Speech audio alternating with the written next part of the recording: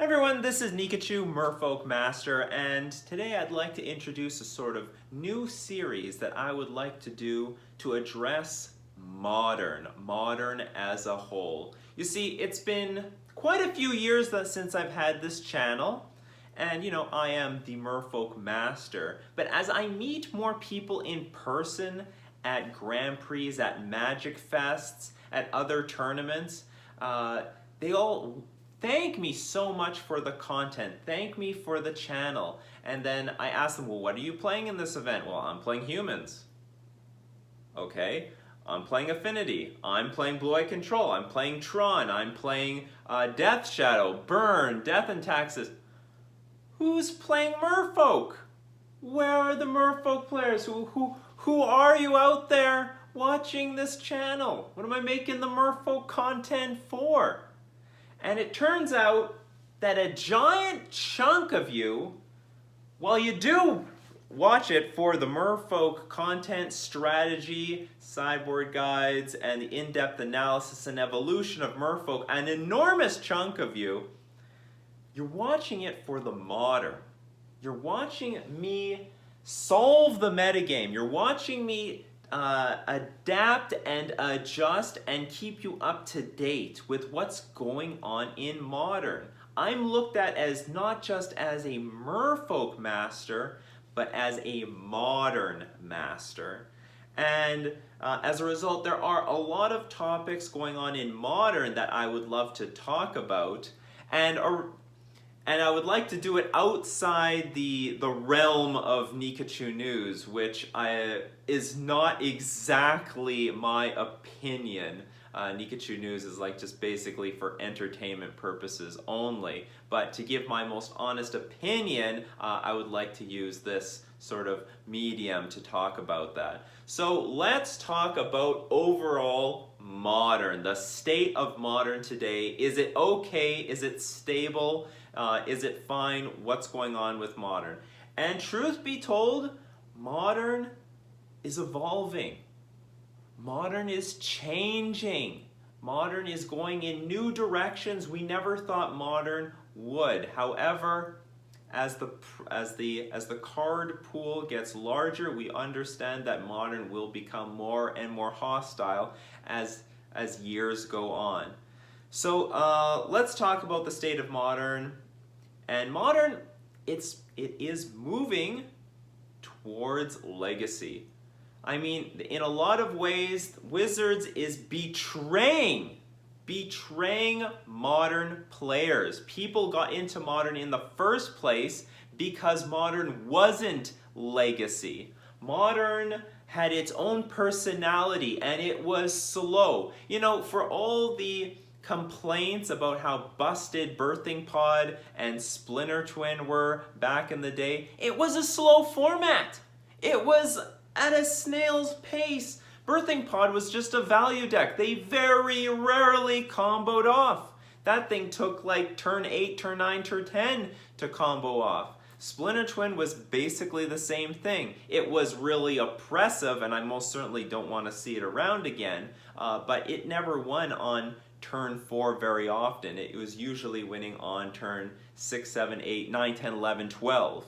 The format was really slow. I remember the Jeskai control decks of the time. I remember the Teamer Scapeshift deck at the time. It was a slow format. It took forever. And Wizards was really harsh on the turn 3 kills. There was a commandment, thou shalt not kill before turn 4, and they enforced it very strongly. Not today. You don't even hear about the turn 3 rule in modern anymore, do you? It's sort of like the reserve list. They just don't talk about it anymore. But they are acting behind the scenes. Now, in modern, not only are you getting killed on turn 3, but you're getting killed on turn 2 and on turn 1. Decks like Neoform, I think, should just be banned outright in the name of the turn 3 rule. It completely breaks it. And then I think it's really unfair to let this deck eventually get popular, you buy into it, and then all of a sudden they ban the card, they ban the most key cards of the deck, and then you're left with a huge pile of nonsense that you can't sell because it's pretty much useless. Just exactly what happened with KCI. That deck also abused the turn 4 rule significantly. And then when the deck got really popular, people were buying into it like crazy, and then once KCI was banned, like, what are you going to do? You just basically sell your opals and the rest of the deck is trash. So, there is no more turn 3 rule anymore. That's out the window. Wizards is basically saying we're not going to ban anything because, you know what? Naturally over time, everything's going to get really powerful anyway. So we're just going to be printing answers to any current problems that you have in Modern. One of them being Force of Negation. Force of Negation is a very interesting card being put in decks like Blue-Eye Control. Of course, Merfolk adopted it, and it is an answer. Unfortunately, not available to everybody, but it is an answer to a lot of decks that want to beat any decks that are trying to win on turns 1, 2, and 3. But it's not the Modern that we used to know. It's not the slow, patient, strategic Modern that we used to know, where you had plans. You had certain sideboard cards for strategies, and they were long, grindy games. We've now moved into an era where it's very similar to Legacy, where it's super powerful decks trying to win as soon as possible, and your only means of defense are glass cannon sideboard cards. I mean, look at the metagame right now, where you're using Surgical Extraction and Rest in Peace, Grafdigger's Cage to deal with Hogak.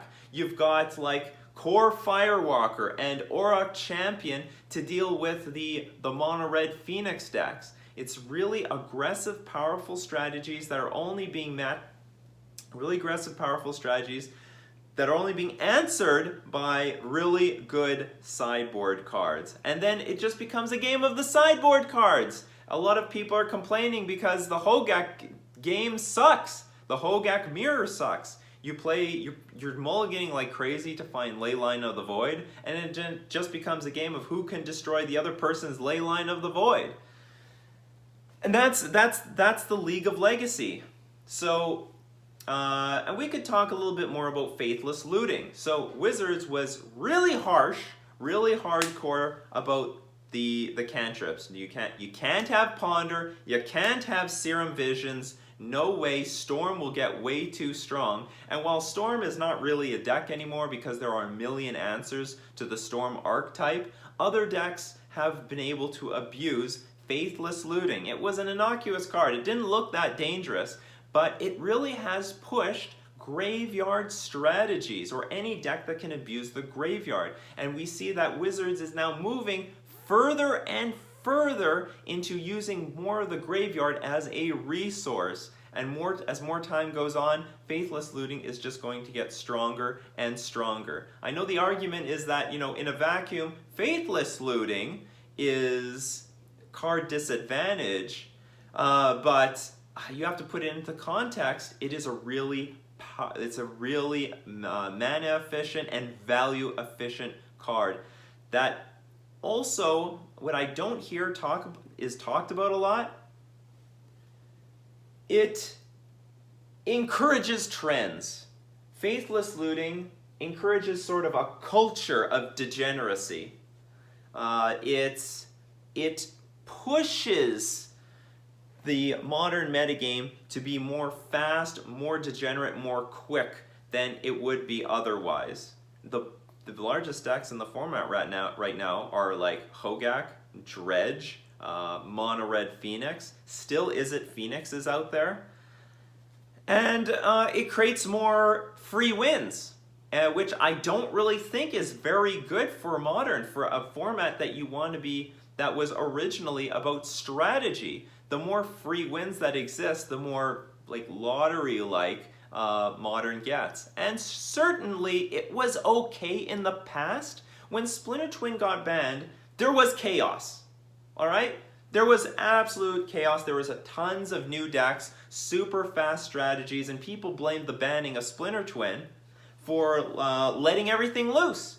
But there was a saving grace, and that was Crixus Death Shadow, which was playing Thoughtseize. Now originally it was a Jund Death Shadow deck that put Death Shadow on the map, but Death Shadow could utilize Thoughtseize really well, and Thoughtseize ended up policing the entire Modern format. You know, it doesn't matter what kind of crazy archetype you're playing, Thoughtseize will rip the best card out of your hand and neutralize your strategy. So Thoughtseize ended up being the force of will for Modern. What Force of Will was for Legacy, Thoughtseize was for Modern.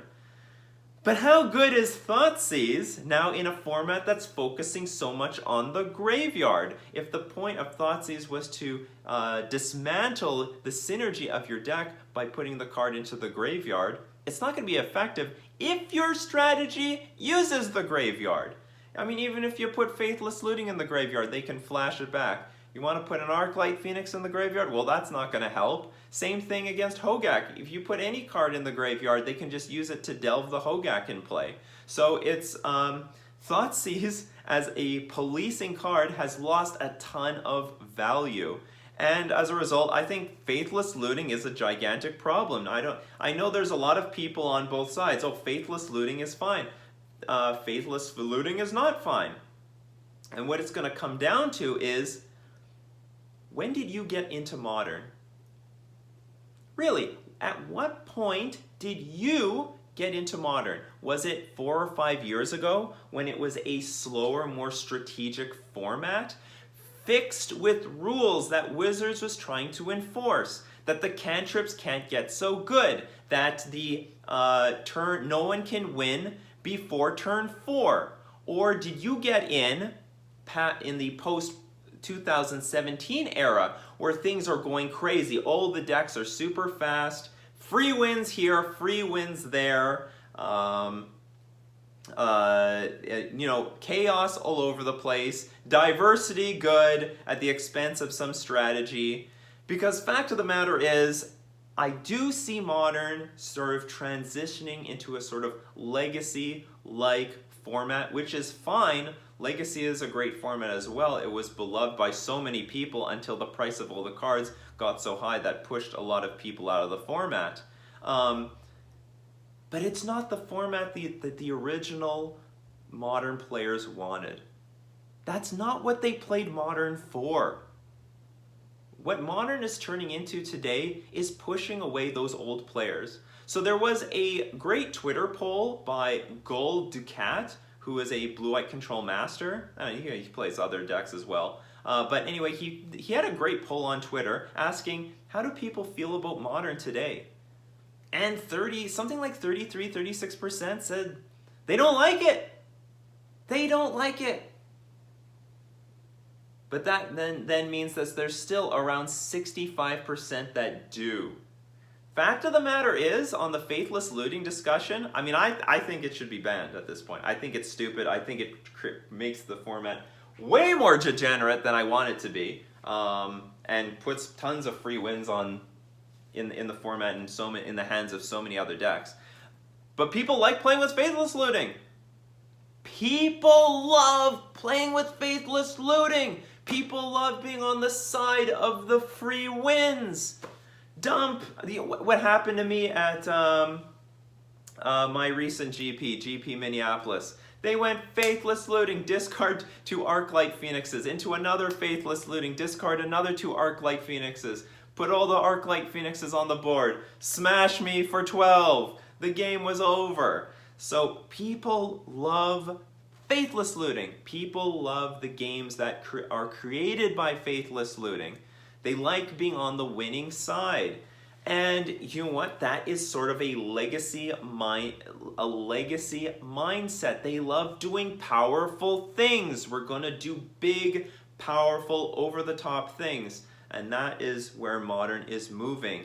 And so frankly, it just comes from the perspective. Are you one of the old-time Modern players who enjoy the slow, strategic pace of gameplay, or do you like doing super incredibly powerful things in Magic? And so from an objective point of view, Faithless Looting is fine and fair because you can still combat a lot of these decks. Is it Phoenix never took over, all right? It was combated and it was beaten. Same thing I think is going to happen with Mono Red Phoenix or Mono Red Prowess decks. Chalice of the Void by itself destroys it. Core Firewalker is a great answer. Auric Champion is a great answer. Maybe even Dragon's Claw beats those decks. So I don't think that those decks can really run away with the game. And occasionally, you know what, Hogak is a little bit too much, but it can also be, that thing will just get banned and whatever. We can move on and talk about Dredge later. But the fact of the matter is that I think Faithless Looting is fair, but the way Wizards is now conducting policing Modern is betraying the old players. They are betraying the people who originally got into Modern, that made Modern so great, so fun, and so popular in the first place.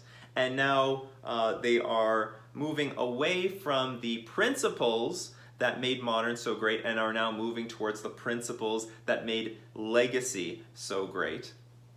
So Modern is just evolving in that direction. It's simple as that. It is what it is. If you like it, and most people still love Modern, and you know, I've had to change a lot of things about Merfolk in order to adapt into the Modern of today. I've cut Mutavault and Silvergill Adept and Curse Catcher over the past year. Those are like sacred cows of the Merfolk archetype in order to compete with the metagame of today. But I've done what I've had to done, and you know what? I still love Modern. I still love the strategy. I still love how you can still adapt and it's still a game of chess. It's really high variance. It's more high variance than it has ever been before, but it still has strategy, and there's still a level, enough room to adapt and outplay your opponents. So I still love Modern for that, and I'm going to still continue to stick to Modern because of that. But of course, not everyone is going to agree with that. And I think if you are an old-time player, that's because you are not happy with where Modern is moving. And I don't think anything is going to change. Honestly, I don't think anything is going to change. A lot of people are saying, oh, when Hogak is banned, everything's going to go back to normal. Oh, we can live back in the birthing pod era again. Nothing's going to change. If Hogak gets banned, Dredge is just going to replace it. Dredge was already the best graveyard deck before Hogak got printed, right? Look at two Mythic Championships ago. Dredge was the deck to beat, basically, and it's just going to be going back to the graveyard deck to beat. Lose Hogak, Dredge comes back. The only reason people weren't all in on Dredge right now, and people are playing Dredge with Hogak in it, but the Hogak deck just ended up being a really powerful option, so it displaced Dredge's presence in the metagame. The moment Hogak's gone, Dredge is just, everyone who wants to play a powerful graveyard strategy, Dredge is going to go right back to where it was before. And so I don't really think a whole lot is going to change after they ban Hogak.